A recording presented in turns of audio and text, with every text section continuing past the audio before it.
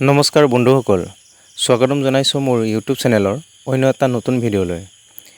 আজি ভিডিঅ'টো দেখাবলৈ গৈ আছো যে যিসকলে E-Shram কাৰ্ড বনাই ৰাখিছে আৰু তেওঁলোকে যদি E-Shram কাৰ্ডৰ পৰা লাভ কৰিব বিচাৰে তেতিয়া হলে আধাৰ E-KYC কৰিব লাগিব। আধাৰ E-KYC কৰিবলৈ হলে আপোনালোকে কতো যাব নালাগে। আপোনালোকে নিজৰ মোবাইল বা কম্পিউটাৰতে E-KYC কৰিব পাৰিব। কিন্তু আধাৰ E-KYC কোনসকলে কৰিব বা কোনসকলে নকৰিব এটো জেড ভিডিঅ'টো দেখাই যাম।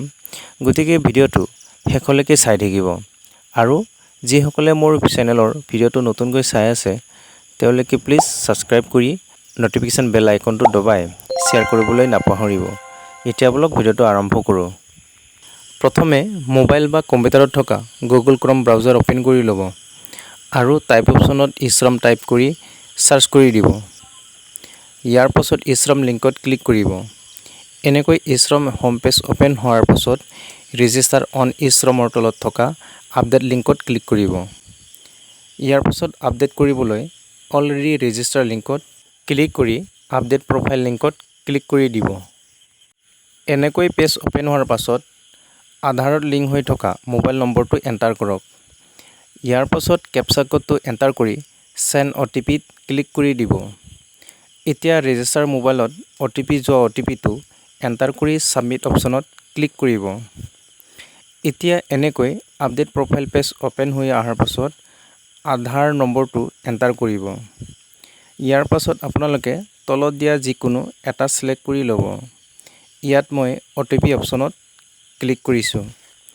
এতিয়া কেপচা কোডটো টাইপ কৰি সাবমিট অপচনত ক্লিক কৰি দিব। এতিয়া আকৌ আধাৰ ৰেজিষ্টাৰ মোবাইল নম্বৰত OTP যোৱা OTPটো এণ্টাৰ কৰি ভেলিডেট অপচনত ক্লিক কৰি দিব। ইয়াৰ পাছত এনেকৈ your personal particular as per Aadhaar page open হৈ আহিব। ইয়াত আপোনালোকে ভালকৈ মন দি চাব। ইয়াত তলত থকা টিক বক্সত ক্লিক নকৰিব, নহলে E-Shram কাৰ্ডৰ পৰা আপোনালোকে ডিলিট হৈ যাব।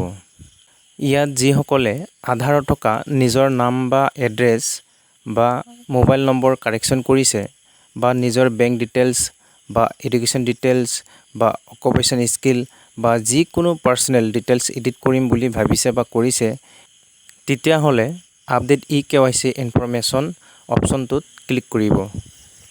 ইয়াৰ পাছত আপডেট প্ৰফাইল আৰু ডাউনলোড UN কাৰ্ড এনেকৈ পেজ ওপেন হৈ আহিব। আপোনালোকৰ ডিটেইলছবোৰ কাৰেক্ট আছে নে নাই চাবলৈ আপডেট প্ৰফাইল লিংকত ক্লিক কৰিব। এনেকৈ আপডেট প্ৰফাইল পেজ ওপেন হৈ আহিব। এতিয়া প্ৰথমে আপোনালোকৰ পাৰ্সোনেল ডিটেইলছবোৰ চাবলৈ পাৰ্সোনেল ইনফৰমেশ্যন লিংকত ক্লিক কৰিব। যদি আপুনি এড্ৰেছ কাৰেকশ্যন কৰিছে বা কৰিব বিচাৰে তেতিয়া হলে এড্ৰেছ লিংকত ক্লিক কৰিব।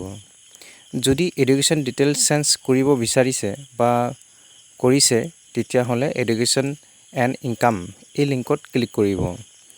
আৰু যদি আপোনাৰ জীৱিকা আৰু কৰ্ম দক্ষতা চেঞ্জ কৰিব বিচাৰিছে বা কৰিছে তেতিয়া হলে অকুপেশ্যন এণ্ড স্কিল লিংকত ক্লিক কৰিব। ইয়াৰ পাছত আপোনালোকৰ যদি বেংক ডিটেইলছ চেঞ্জ কৰিছে বা কৰিব বিচাৰে তেতিয়া হলে বেংক একাউণ্ট ডিটেইলছ লিংকত ক্লিক কৰিব। এতিয়া আপোনালোকৰ ইনফৰমেশ্যন ডিটেইলছবোৰ কাৰেক্ট আছে নে নাই চাবলৈ প্ৰিভিউ প্ৰফাইল লিংকত ক্লিক কৰিব। ইয়াৰ পাছত আপোনালোকে আপোনালোকৰ প্ৰফাইল পেজটো ভালদৰে চাই ল'ব। ইয়াৰ পাছত আপোনালোকে কাৰ্ডখন ডাউনলোড কৰিবলৈ হলে হোম পেজ অপচনত ক্লিক কৰিব।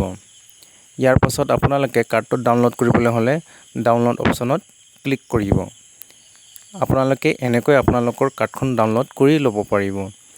এইটোৱে আছিল আপোনালোকৰ ওচৰত আধাৰ E-KYC কৰাৰ বা আপডেট কৰাৰ সম্পূৰ্ণ প্ৰচেছ। ভিডিঅ'টো শেষলৈকে চোৱাৰ বাবে ধন্যবাদ।